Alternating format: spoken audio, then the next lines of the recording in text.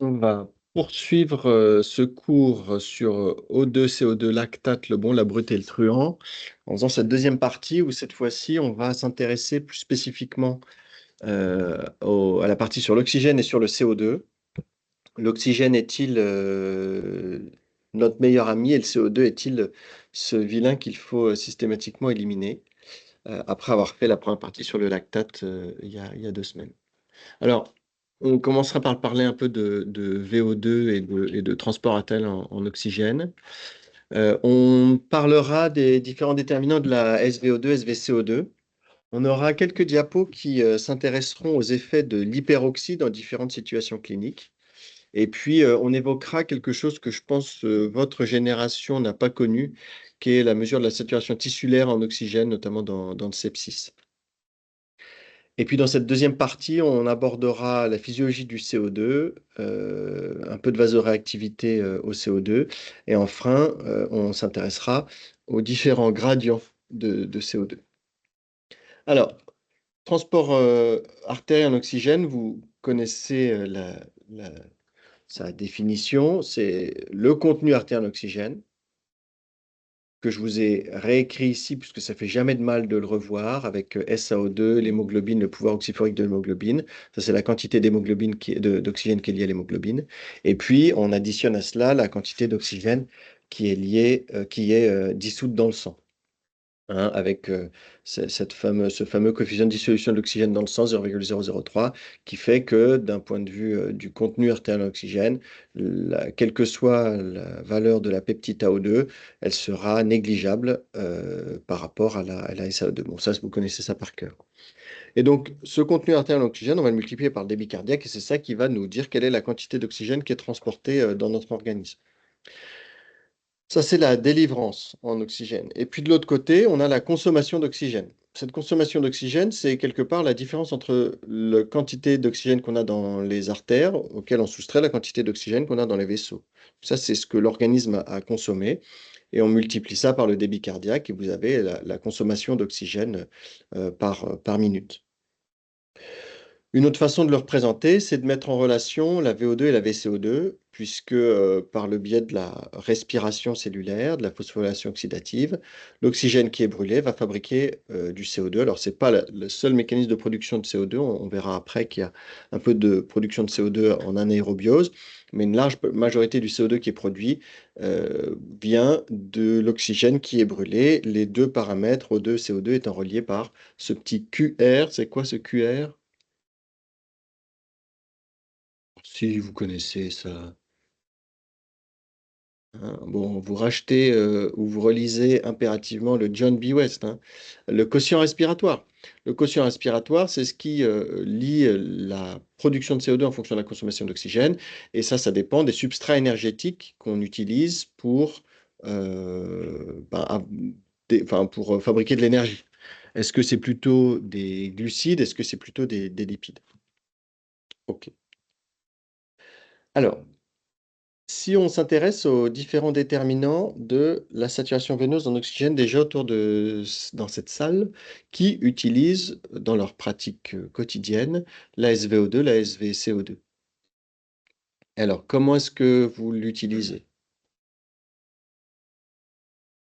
Pour monitorer un choc cardiogénique, ouais. Explique-nous.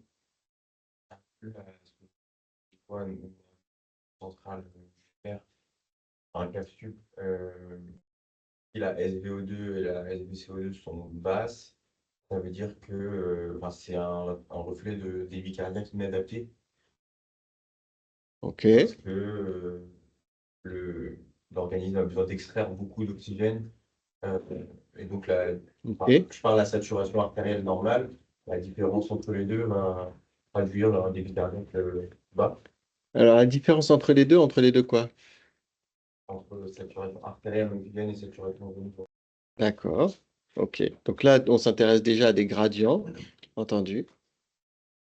Et alors, toi, tu utilises comment la SVO2? Tous les états de choc?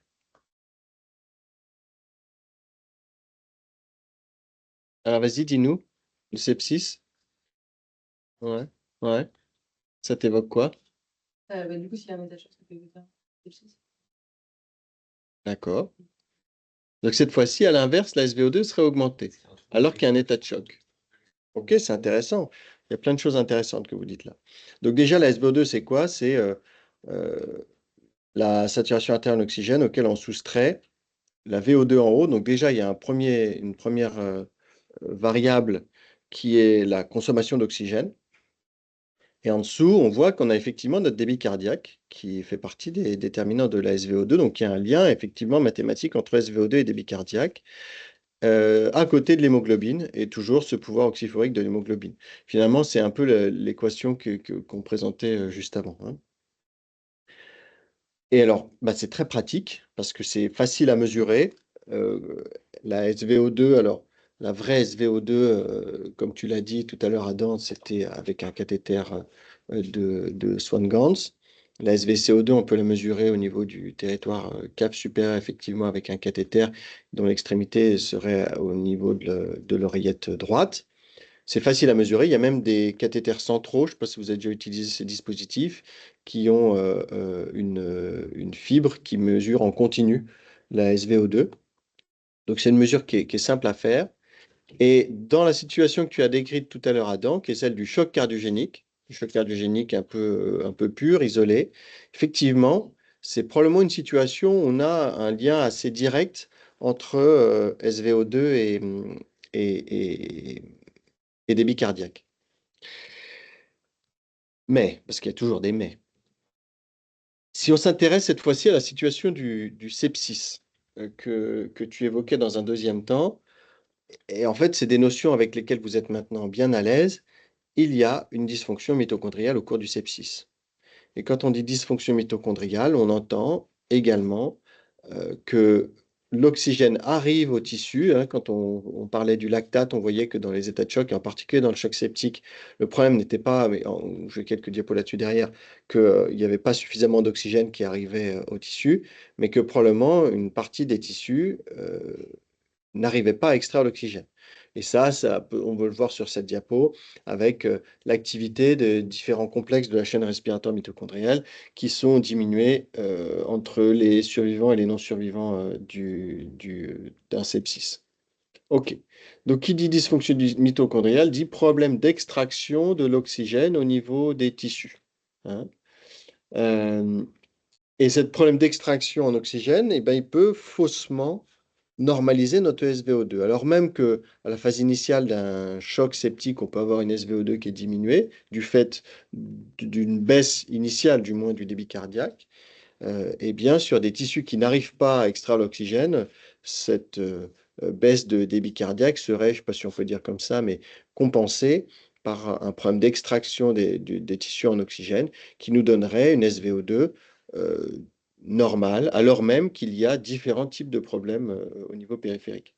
Je vous présente ici les relations, c'est juste pour vous dire à quel point la mitochondrie est importante. Mais vous avez par exemple en haut à droite une relation entre la dose de noradrénaline, plus vous allez vers la droite, plus la dose de noradrénaline est importante. Et en ordonnée, l'activité du complexe 1 de la chaîne respiratoire mitochondriale. Et plus vous allez vers le bas, moins cette activité est importante. Autrement dit, plus la mitochondrie dysfonctionne. Vous voyez que, alors ça ne fait pas de lien de causalité, mais il y a une association entre une mitochondrie qui ne fonctionne pas et des doses de catécholamine qui sont plus importantes. De la même façon, la quantité d'ATP disponible et la quantité de noradrénaline. Bon. Le tableau de gauche vous présente juste les comparaisons d'un groupe de patients sceptiques qui vont au final survivre à leur sepsis versus ceux qui ne vont pas survivre. Si on comparait le débit cardiaque de ces deux groupes, il était identique.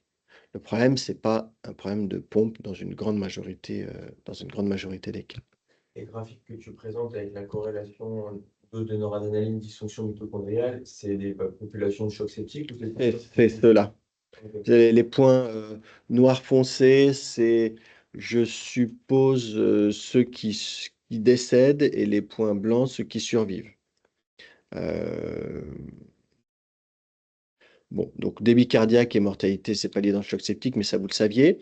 Il y a quand même un paramètre important, c'est que Vous vous rappelez, dans notre équation de la SVO2, au dénominateur, on avait le débit cardiaque qui multipliait l'hémoglobine.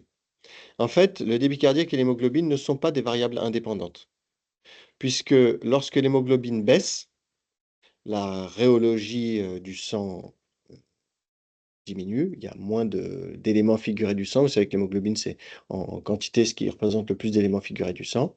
Et ça fait que le sang est plus fluide. C'est pour ça que dans les anémies profondes, vous entendez un souffle.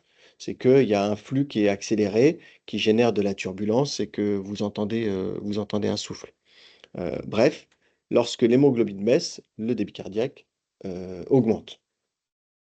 Ce qui est quelque part aussi adaptatif, puisque comme la quantité d'hémoglobine est déterminante dans le contenu artériel en oxygène, si la quantité d'hémoglobine baisse, eh bien, il va falloir d'une certaine façon que l'organisme s'adapte, notamment en augmentant son index cardiaque. Euh, et ouais, la quantité d'hémoglobine et la SVO2 sont également des variables qui sont, mais avec une cinétique qui n'est pas linéaire, comme vous pouvez le voir sur le graphe de droite. Donc retenons que débit cardiaque et hémoglobine sont des variables qui ne sont pas indépendantes. Et enfin, il y a, donc dans la question, la SVO2 permet-elle de refléter l'oxygénation tissulaire? Eh ben, en particulier dans le sepsis, outre la dysfonction mitochondriale et les problèmes d'extraction d'oxygène, il y a des phénomènes aussi de débits régionaux et de shunt. Vous savez que vous allez avoir des territoires qui vont être sacrifiés. Le plus classique, c'est le territoire splanchnique, qui est à faveur d'un état de choc. On l'a, je pense, constaté avec notre patient à la 206, qui, lorsqu'il y a un patient qui a un état de choc, eh ben, on a une perfusion splanchnique qui se fait moins bien, au bénéfice des organes dits nobles, le cerveau, entre autres, le rein dans un premier temps, puis ensuite plus le rein. Bref, on a des phénomènes de vasoconstriction, vasodilatation en fonction des différentes régions de l'organisme, le foie, le système digestif, le cerveau, le rein, qui vont faire que ben, la quantité d'oxygène consommée par les différents organes ne va pas être la même. Bon, donc, de par ces troubles de l'oxygénation tissulaire, des variables qui ne sont pas indépendantes au sein même de l'équation de la SVO2, que ce soit débit cardiaque, hémoglobine, VO2 et débit cardiaque, puisque la consommation d'oxygène, elle dépend aussi du débit cardiaque. SAO2 et débit cardiaque, par le biais de quoi? SAO2 et débit cardiaque. Pourquoi ces deux variables ne sont pas indépendantes? Que quand c'est mis à une dysfonction, Alors, possiblement une dysfonction. oui, c'est possible. Oui, c'est pas ce qu'on observe la plupart du temps. Quand tu as un patient qui est hypoxémique, souvent tu vois un cœur qui est hyperkinétique d'ailleurs. Je dis pas qu'au long cours, une hypoxémie n'entraîne pas de l'ischémie, c'est le problème du syndrome obstructif du sommeil. Mais je pensais plutôt à un lien inverse. Si vous le connaissez, puisqu'on en a parlé quand on faisait la physiologie respiratoire. Dans les 6 causes d'hypoxémie, il y en a une qui lie le débit cardiaque et la SAO2. Eh oui, bien sûr, l'effet basse PVO2, hein, donc, par une baisse du débit cardiaque initial, on va pouvoir avoir chez certains patients une baisse de la SAO2 sur l'effet basse PVO2 ou basse SVO2 d'ailleurs, hein, on pourrait dire comme ça. Il y a un lien entre la PO2 et la SVO2. C'était Mathieu Legrand qui avait publié ça quand j'étais interne chez lui il y a de nombreuses années maintenant. Il mettait les patients à FiO2 1 et alors que la SAT était déjà élevée avant, le fait d'augmenter la pression partielle en oxygène augmentait la saturation veineuse en oxygène. Et dernier point, c'est qu'on fait souvent l'assimilation entre la SVO2 et la SVCO2. Or, la différence entre les deux, bah, c'est que vous savez, il y en a un qui est vraiment au niveau de l'artère pulmonaire et l'autre au niveau de l'oreillette droite, ou de l'abouchement de la veine cave supérieure et de l'oreillette droite. Or, il y a des sinus veineux, notamment sinus coronaire, et je ne sais pas si vous vous rappelez, mais le cœur extrait énormément d'oxygène. Donc la saturation veineuse qui sort des coronaires est excessivement basse. Ce qui fait qu'on a une SVO2 qui sera en physiologie plus basse que la SVO2, que la SVCO2. Il y a un groupe manifestement italien, si on en regarde les noms de famille, qui a regardé si, en faisant une réanimation basée sur un objectif de SVO2 et de débit cardiaque, on sauvait plus les malades. Donc, ils ont mis des patients pour lesquels l'index cardiaque était entre ces différents paramètres-là, soit à plus de 4,5 litres minute mètre carré, soit à moins. Et un autre groupe où ils avaient un objectif de SVO2, un peu à la mode de la Surviving Sepsis Campaign. On disait, il faut des objectifs de SVO2, des objectifs de débit cardiaque. Vous vous rappelez quelle était la conséquence de la Surviving Sepsis Campaign pour obtenir les SVO2 qu'on voulait? Ben, on transfusait passablement plus les malades et on leur mettait passablement plus d'inotropes. Bon, eh ben, quand vous regardez la probabilité de survie sur cette courbe de Kaplan-Meier, vous ne voyez pas de différence et il n'y avait pas de différence sur la mortalité entre ces trois groupes. Par contre, le groupe SVO2 avait beaucoup plus de transfusions de produits sanguins. Le groupe débit cardiaque élevé avait beaucoup plus d'inotropes positifs. Donc, baser votre réanimation sur ces objectifs de débit cardiaque et de SVO2 ne va pas diminuer la mortalité de vos malades.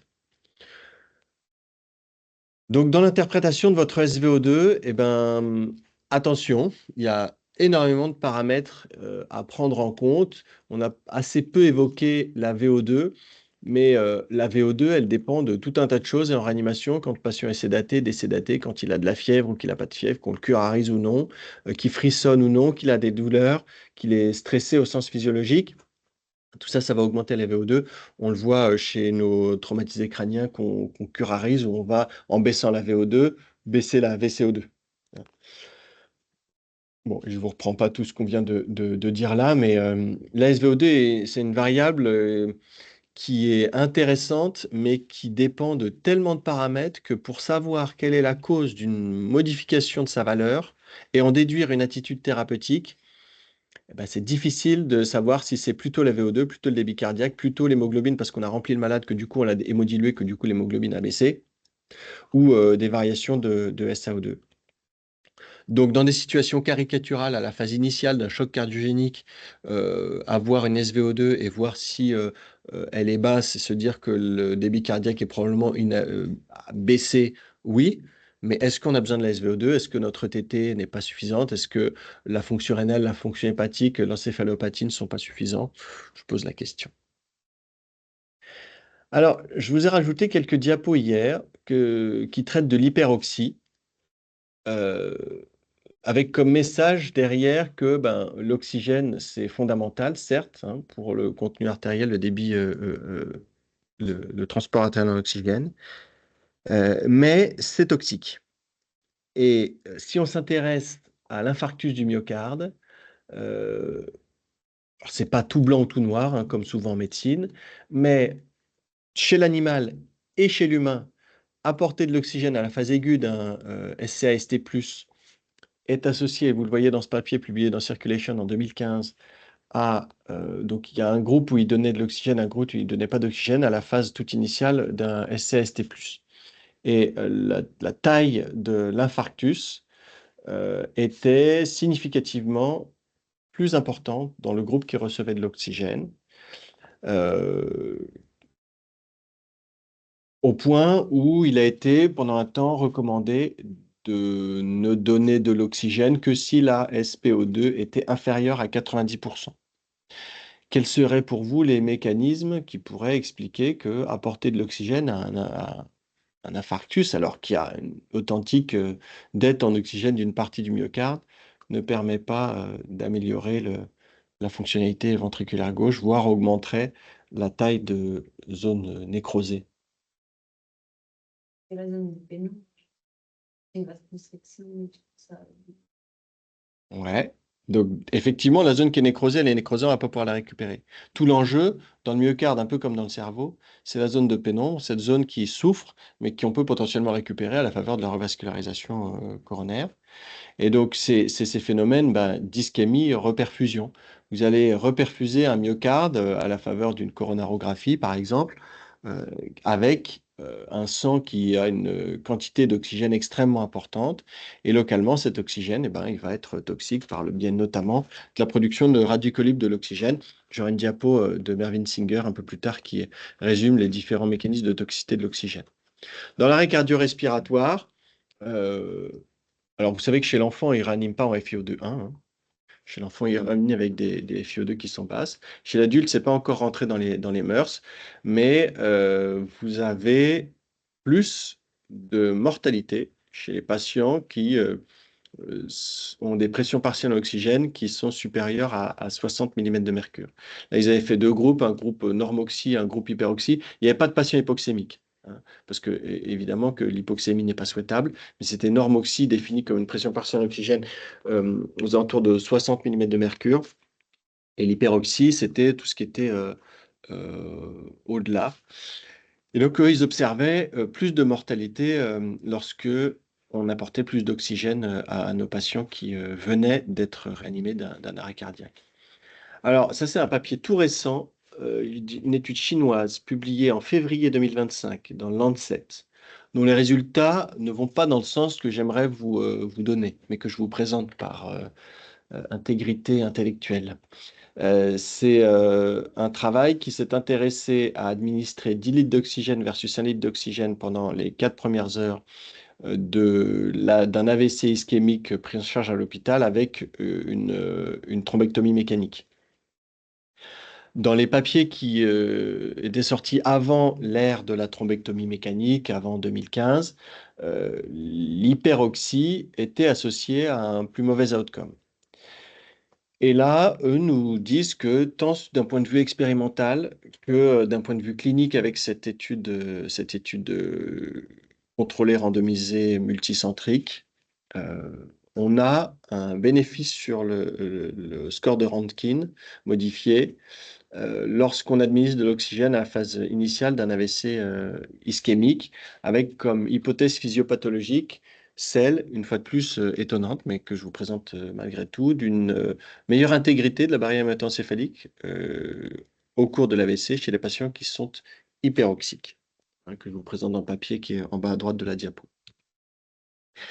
Ça, c'est une diapo de Mervyn Singer et de tout un tas d'experts du sepsis internationaux qui font une genre de résumé des différents effets potentiellement toxiques de l'oxygène, en particulier au cours du sepsis, mais pas que. Et donc, vous voyez qu'au centre de tout ça, ce qui est écrit en rouge, c'est quand même l'augmentation de la production de radicaux libres de l'oxygène. Radicaux libres de l'oxygène qui peuvent s'associer à des dérivés azotés pour donner du stress dit nitrant. Le O2 c'est l'anion superoxyde. Et qui peut se lier, donc je vous disais, à de l'azote pour faire du stress nitrant, dont on sait qu'il augmente l'inflammation, qui va altérer l'épithélium bronchique, diminuer la clairance mucociliaire, diminuer la clairance alvéolaire. Vous avez, lorsque vous avez une hyperoxie, une levée de la vasoconstriction pulmonaire hypoxique qui peut générer de la téectasie. C'est une des raisons pour lesquelles on essaye de ne pas mettre nos patients à FiO2 tant que c'est possible. Lorsque vous avez des radicaux libres de l'oxygène, notamment l'anion superoxyde, il semble que ça diminue le contenu local en monoxyde d'azote, qui, comme vous le savez, est un puissant vasodilatateur, qui entraînerait de la vasoconstriction, notamment au niveau du lit pulmonaire, mais pas que, coronaire, potentiellement cérébral. Les radicaux libres de l'oxygène entraînent des dommages sur l'ADN et une atteinte mitochondriale. Bon, là, il parle d'effets potentiels sur les cancers, mais ce n'est pas tant le sujet là qui nous intéresse. Donc tout ça, c'est de la physiopathologie, c'est théorique. La pratique, c'est ce que je vous ai montré avant quand même, dans l'infarctus, dans l'ACR, manifestement pas dans l'AVC ischémique. Une étude dans le sepsis par une équipe française, et notamment Frédéric Shortgen, qui je pense à l'époque n'en était déjà plus ici peut-être. C'est Hyper2S. Alors là, il y avait 4 groupes, mais un groupe normoxy, un groupe hyperoxy, et puis un groupe où ils remplissaient le malade avec du sérum salé isotonique et du sérum salé hypertonique. Et puis du coup, il fallait 4 groupes pour que... voilà. Et ils regardaient tout un tas de choses, mais c'était des patients qui étaient en choc septique. Et cette étude a dû être interrompue précocement du fait d'un excès de mortalité dans le groupe hyperoxy. Donc en réanimation, administrer une FiO2 c'était pendant les premières 24 heures versus une FiO2 guidée sur un objectif de saturation entre 88 et 95 de SAT, semble associé à une surmortalité puisque le comité de surveillance a interrompu prématurément l'étude. Voilà pour ce qui est de l'hyperoxie. Je vous présente quelques diapos sur la STO2. Y a-t-il quelqu'un dans cette salle qui a déjà utilisé ce dispositif? C'est là où on se sent toujours un petit peu vieux. C'est que ça, c'était un moniteur de la saturation tissulaire en oxygène au niveau de l'éminence Thénard chez patients en choc septique, avec comme rationnel, au cours du choc septique, on a une atteinte perfusionnelle tissulaire que la saturation tissulaire en oxygène nous permettrait de voir. Aujourd'hui, il y a d'autres types de saturation tissulaire qui sont utilisées, notamment sur les lambeaux libres. Je ne sais pas si vous avez déjà vu la sonde Licox. C'est une sonde de saturation tissulaire sur les lambeaux libres, par exemple, dans les... voilà, exactement, dans les reconstructions mammaires. On peut utiliser la myrse tissulaire aussi dans le même. Ouais, c'est ça. C'est ça. Bon, je vais vous faire court là-dessus, mais en gros, la valeur absolue de STO2 ne permettait pas de différencier les groupes de patients sains et de patients en choc septique. Ce qui était intéressant, c'était de faire une ischémie. Donc, en amont du moniteur de saturation tissulaire au niveau de l'éminence Thénard, on mettait un garrot qu'on gonflait pour avoir une ischémie du membre, donc il y avait évidemment une désaturation. Et ce qui était intéressant, c'est la pente de resaturation, autrement dit la recrutabilité du lit capillaire, qui sera un reflet de l'atteinte microcirculatoire. Et lorsque on avait moins de recrutabilité du lit capillaire, les patients mouraient plus. Donc ça avait un intérêt pronostique dans l'analyse plus spécifique de la pente de resaturation. Baser notre animation sur la STO2 ne me permettait pas de diminuer la mortalité. En plus, vous avez vu qu'il n'y avait pas de différence de STO2 entre les patients septiques et pas septiques. Bref. Donc voilà, c'était surtout un intérêt pronostique. On va parler maintenant de la physiologie du CO2 avec cette petite phrase issue des tontons flingueurs que je vous ai déjà présentée dans un cours précédent et je vous enjoins, si vous ne l'avez pas vu dans l'intervalle, à le regarder parce que c'est vraiment chouette les tontons flingueurs. Et donc notre CO2, si on essaye de résumer un peu et de se simplifier le schéma de quels sont les différents déterminants du CO2, le CO2 il est produit par le métabolisme cellulaire, majoritairement aérobie. Autrement dit, si le métabolisme cellulaire augmente, la production de CO2 va augmenter, fièvre, frisson. Il est transporté, donc il y a le cœur qui joue dans cette histoire. Et il est transporté, et ça c'est souvent quelque chose que vous ne connaissez pas, sous forme liée à l'hémoglobine, donc 30% du CO2 est lié à l'hémoglobine, mais ça veut dire que 70% du CO2 qui provient des tissus, puisque c'est là où il est produit, n'est pas lié à l'hémoglobine. Alors, il y en a une partie qui est dissoute, c'est la pression partielle en CO2, la peptide ACO2. Et puis, la large majorité du CO2 est transportée sous forme de bicarbonate. La large majorité du CO2 qui est produit au niveau des tissus va être transformé par cette fameuse équation HCO3- plus H+ donne CO2 plus H2O, transporté sous forme de bicarbonate dans le plasma. Il y a un lien mathématique entre CO2 et bicarbonate. Un patient qui a une hypoventilation alvéolaire va avoir mathématiquement une augmentation de son bicarbonate. Avec une équation qui est tout bêtement extraite de celle de Henderson-Hasselbalch, où pH est égal à 6,1 plus logarithme décimal de, vous vous rappelez, bicarbonate sur 0,03 fois la pression partielle en CO2. Et donc le CO2 total peut être une autre façon de rendre le résultat de bicarbonate. Et d'ailleurs, dans un des cours précédents qu'on a fait sur Stewart, c'était rendu, le bicarbonate était affiché sur l'ancien serveur des résultats de biologie à Mondor sous forme de CO2 total. La différence entre le CO2 total et le bicarbonate, c'est le CO2 dissous, mais en quantité c'est peanuts, et H2CO3. Donc il y a souvent 2 milliéquivalents de différence entre le CO2 total et le bicarbonate, ce qui explique qu'on puisse faire l'assimilation entre le CO2 total et le bicarbonate en termes de mesure. Donc il est produit, il est transporté et il est éliminé par le poumon. Hein. Le lien entre VCO2 et VO2, je vous le remets là, avec le quotient respiratoire qui est entre 0,7 et 0,8. Et donc la production de CO2 est majoritairement aérobie, mais il y a également une production de CO2 qui est anaérobie. Comment ça marche? Au niveau des tissus, vous allez avoir une production de protons. Et ce proton, produit par un tissu qui fabrique des déchets qui doivent être éliminés, va être tamponné par du bicarbonate, ce qui va fabriquer du CO2 et de l'eau. Hein, c'est toujours cette même réaction qu'on voit. Et donc ça va fabriquer du CO2 à partir de protons. Simplement, en quantité, c'est faible.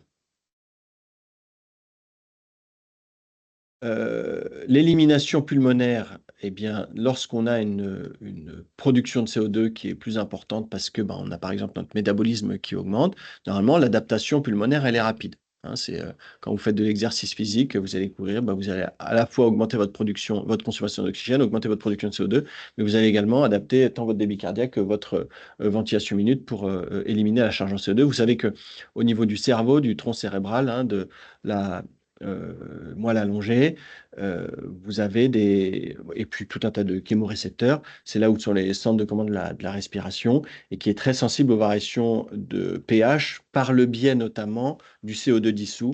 Et ça, c'est une adaptation qui va être très rapide. Okay. Si on s'intéresse à l'ETCO2, le TCO2, il est quelque part au bout de la chaîne, mais ça, je vous le présente dans la diapo d'après. Et le TCO2, on le mesure tous les jours au bloc opératoire, mais on le mesure aussi en réanimation. Et lors d'une variation de CO2, quels en sont ces déterminants? Faut un peu avoir la même réflexion sur quels sont les déterminants du CO2 tout court. Vous avez la production. Donc, est-ce que le patient va produire plus de CO2? Ça, on le voit très bien lors des phases de réveil du patient, que le TCO2 augmente, ou s'il frissonne, ou s'il convulse, qui est peu fréquent au bloc opératoire du fait de l'activité anti-épileptique des hypnotiques qu'on utilise. Le débit cardiaque, on voit ça surtout lorsque le débit cardiaque baisse. Hein, c'est typiquement une embolie gazeuse fibrino-cruorique qui fait d'un coup baisser la perfusion pulmonaire, qui peut baisser le débit cardiaque, ou un état de choc qui soit hémorragique ou d'une autre nature, vous allez avoir une baisse de TCO2. Bon, là, c'est la baisse du débit cardiaque qui entraîne une baisse de la perfusion pulmonaire, ce qui va augmenter l'espace mort. Parce que votre espace mort, il dépend pas que d'une augmentation, vous vous rappelez, hein, l'espace mort, c'est des zones qui sont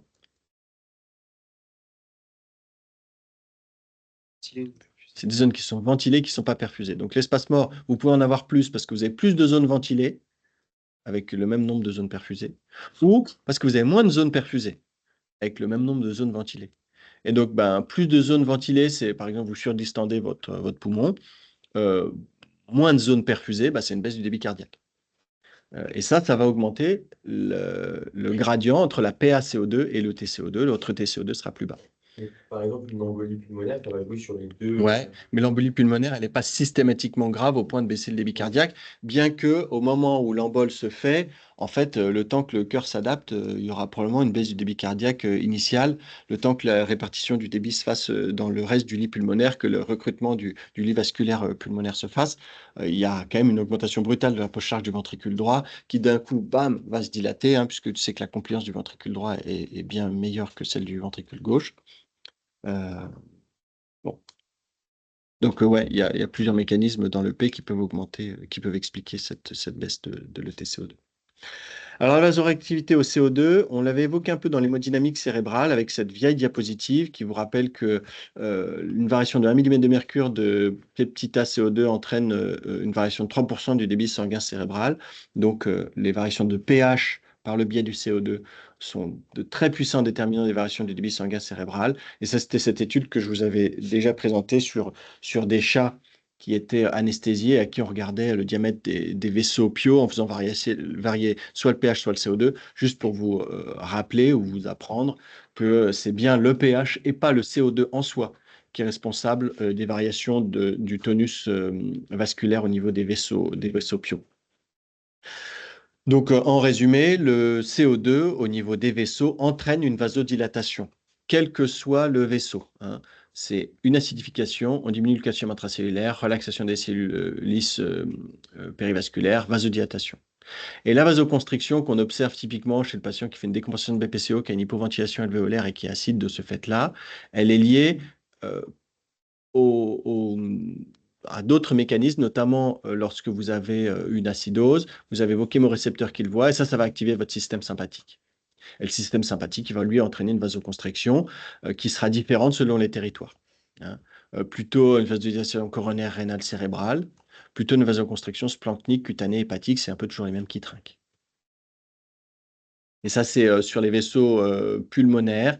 Bon, le rationnel et les études qui ne sont pas présentées parce qu'il y a la barre de Windows qui vous cache toutes mes références qui sont en bas de la diapositive. Mais il semblerait que l'effet du CO2 sur les vaisseaux pulmonaires, une fois de plus, alors l'acidose vasodilate quel que soit le vaisseau. Donc les vaisseaux pulmonaires, c'est pareil. Mais les conséquences, notamment par l'activation du système sympathique, peuvent contrebalancer les effets de vasodilatation. Et chez les patients qui ont qui n'ont pas d'HTAP, auraient plutôt tendance à vasoconstricter les vaisseaux. Alors que ça aurait peut-être tendance à vasodilater si le tonus vasculaire était déjà élevé dans le cas de HTAP. Tout ça est un niveau de preuve qui est assez faible, hein. C'était des papiers expérimentaux. Et on va finir en parlant de gradients de CO2. Est-ce que ici vous utilisez les gradients de CO2? Ouais, donc toi tu les utilises. Il y en a d'autres qui... Alors, expliquez-moi comment ça marche et comment vous le faites.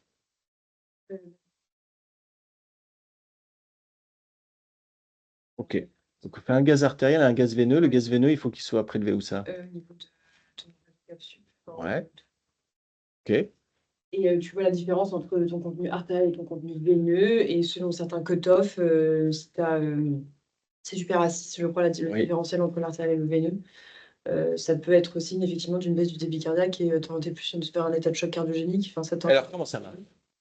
c'est par rapport à ton extraction de CO2 par ta production de CO2 par tes cellules et surtout ton extraction en fait. Le débit cardiaque est bas, le CO2 il met le temps à revenir. Ouais, c'est Donc, ça. la pression veineuse en CO2, elle est plus basse par rapport à l'artérielle. Ouais. La pression veineuse, oui. Alors, on va regarder ça juste après. Mais ceux qui sont passés en réamed au KB, je suppose que c'est une variable qui était régulièrement utilisée, hein, puisqu'ils se sont intéressés à ça. Alors, pourquoi est-ce déjà, on pourrait se poser la question de savoir pourquoi est-ce qu'on pourrait s'intéresser au gradient de CO2. D'abord, on va regarder avec un angle différent. On va plus regarder avec le substrat, l'oxygène. On va regarder avec le produit. C'est indépendant de l'hypoxémie. Et ça, je vous présenterai un papier qui est de Mathieu Legrand, je crois encore.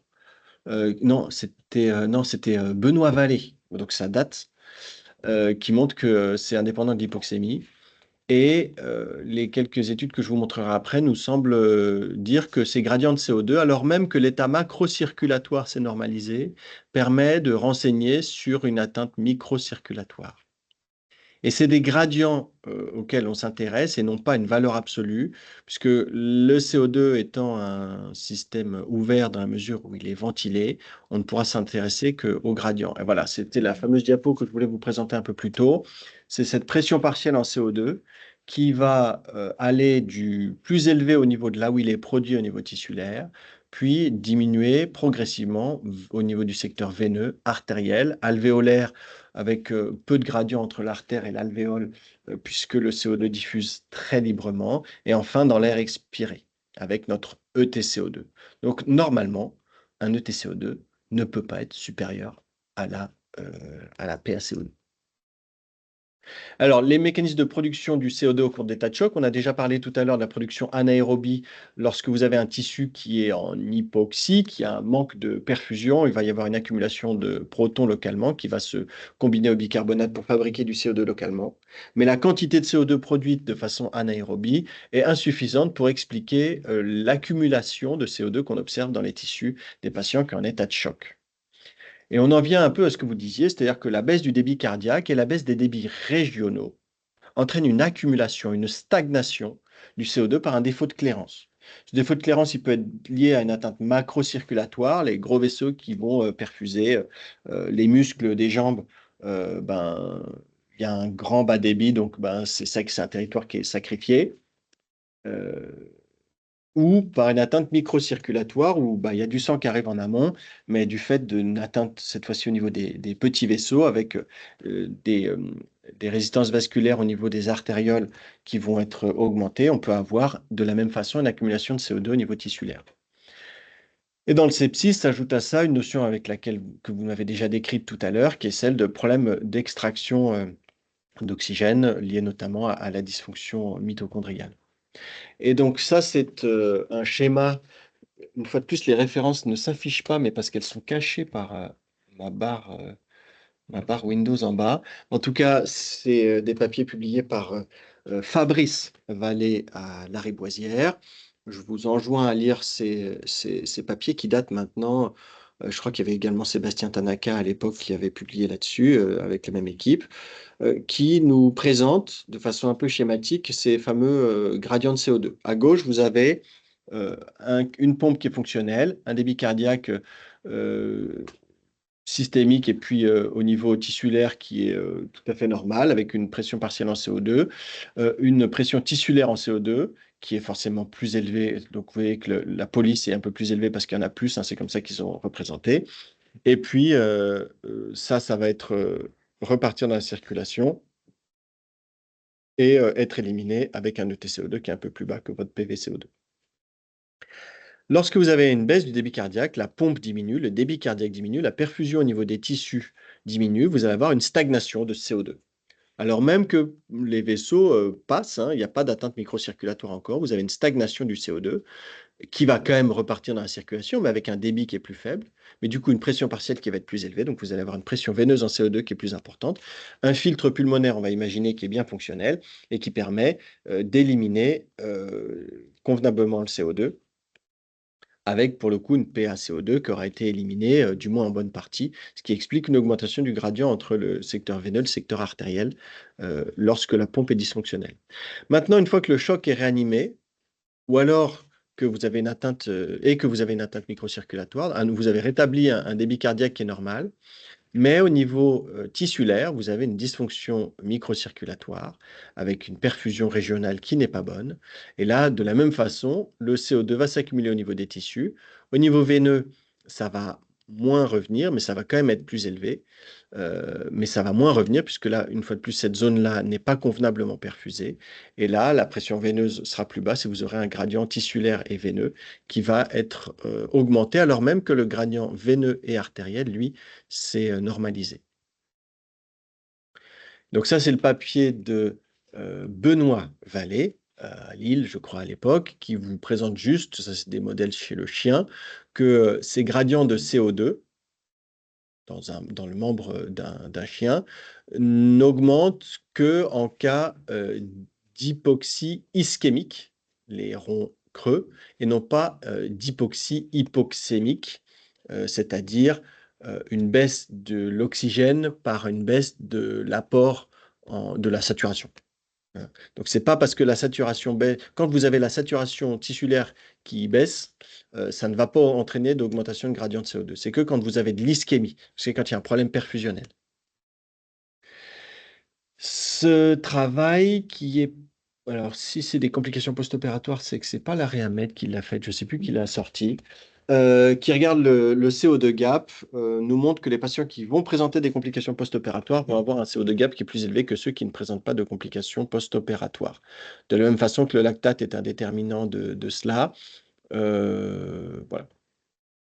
Et donc, ce fameux cutoff, il faut mettre des cutoffs parce qu'à un moment, il faut bien réfléchir sur quelque chose, mais a été défini par 6 mm de mercure. Un CO2 gap supérieur ou égal à 6 est associé à plus de défense d'organes, à une hospitalisation plus prolongée, à une durée de ventilation plus prolongée. C'est la ligne pleine, le CO2 gap. C'est un marqueur aussi pertinent, peut-être même plus pertinent selon ce graphe-là, que le SOFA J1, que le SAPS2. que le lactate. Voilà.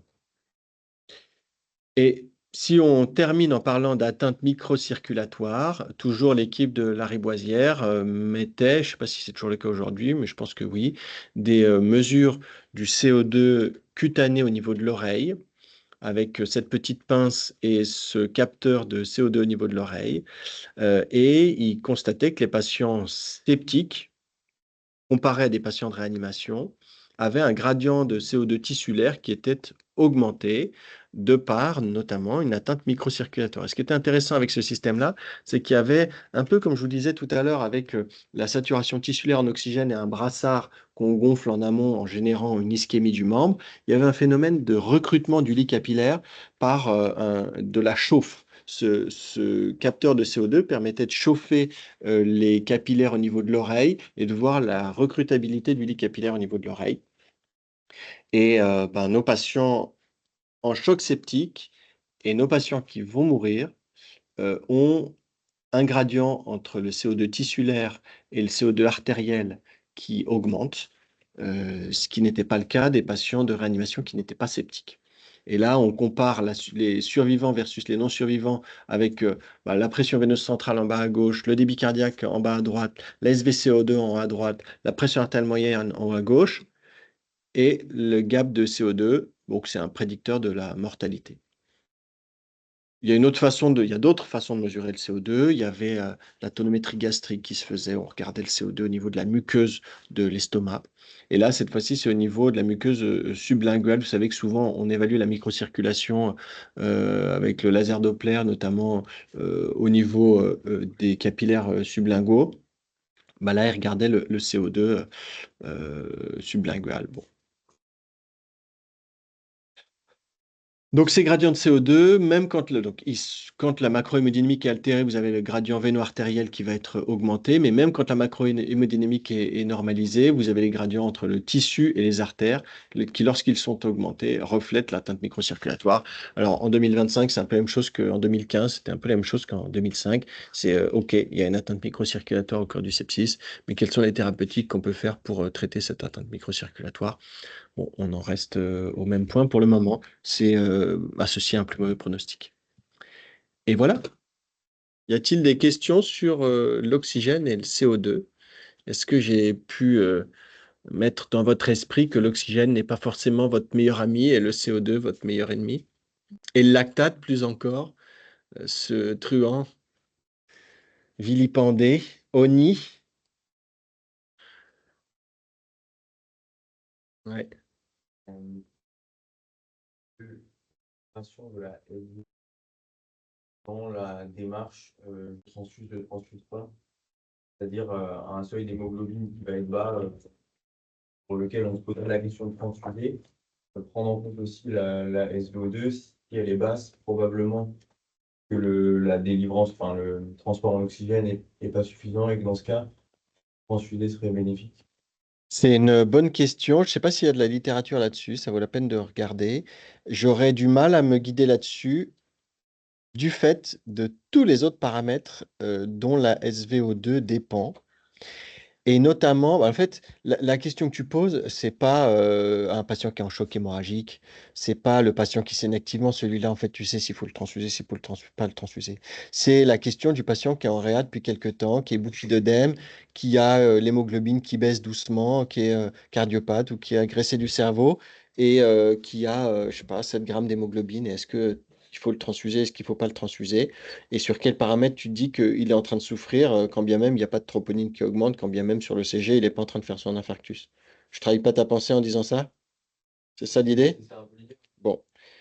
Eh ben, chez ce patient-là, en fait, le problème, c'est pas que qu'il a l'hémoglobine qui est basse. Le problème, c'est que c'est un patient de réanimation avec toute la complexité du patient de réanimation qui a développé sans aucun doute un sepsis qui est peut-être ongoing, qui est peut-être terminé.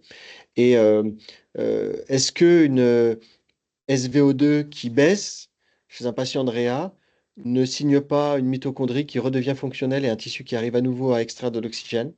Je ne sais pas. Est-ce qu'une SVO2 qui est normale ne signe pas de la même façon? Enfin, je replace un peu la mitochondrie au centre de tout ça. Si tu avais un moyen de me dire, bah là, la mitochondrie, elle fonctionne bien, et le lactate en soi n'est pas juste un marqueur de la mitochondrie, donc c'est pas parce que tu as un lactate normal que la mitochondrie fonctionne forcément bien. Alors peut-être qu'on pourrait s'en servir, mais dès lors qu'on ne sait pas comment fonctionne la mitochondrie, comment est l'extraction tissulaire en oxygène, j'aurais du mal à placer le cut-off de je transfuse pas sur une valeur de SVO2, sans compter que à ce moment-là, quelle est la VO2 du malade, tu vois? S'il a une VO2 qui est augmentée, que la SVO2 est basse, est-ce qu'en fait, c'est pas une bonne chose que sa VO2 soit augmentée parce que ben, il est décurarisé, qu'il reprend une fonction musculaire? Je sais pas. Donc il y a beaucoup de points d'interrogation.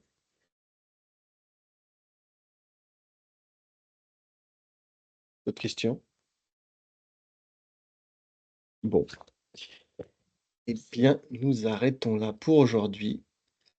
Et le prochain cours, je sais plus sur quoi c'est, mais il y a d'autres cours de prévus.